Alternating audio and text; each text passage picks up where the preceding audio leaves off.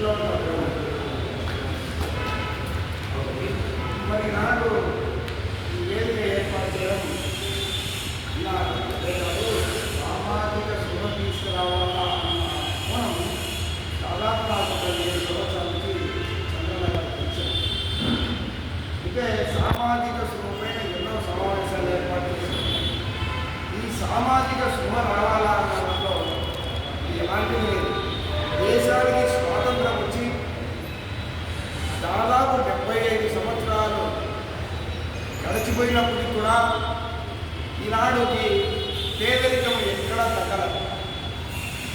భారతదేశానికి స్వాతంత్రం వచ్చిన 47లో 33 కోట్ల జనాభా ఉంటే ఆ జనాభాలో 20 కోట్ల పేదరికం ఉండేది.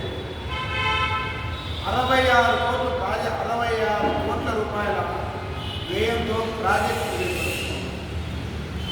ఆ రోజు అభివృద్ధికి కేటాయించడం కేంద్ర ప్రభుత్వం జరిగింది. అందులో ఎన్నో అభివృద్ధి కార్యక్రమాలు. అయితే ఆనాటి నుండి ఈనాటి కూడా పేదరిక నిర్మూలన కోసం శాఖలు ఏర్పాటు చేస్తున్నారు, కమిషన్లు ఏర్పాటు చేస్తున్నారు. దానిపైన ఏది చేసినా కానీ ఈనాటి కూడా పేదరికం అలాగే ఉంది. ఈ పేదరికంలో ఉన్నటువంటి ఎవరు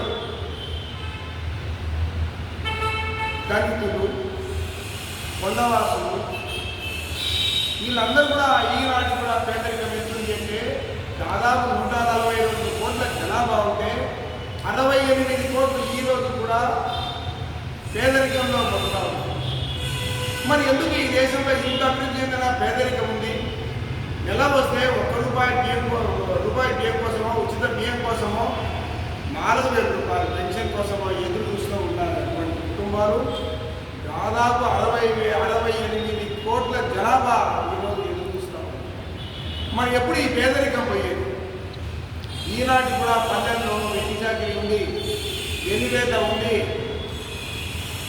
ఈనాటి కూడా పల్లెల్లో దేవాలయానికి అద్దెలు, గిరిజనులు మరి ఊళ్ళు ఉన్నాయి. మరి ఎప్పుడు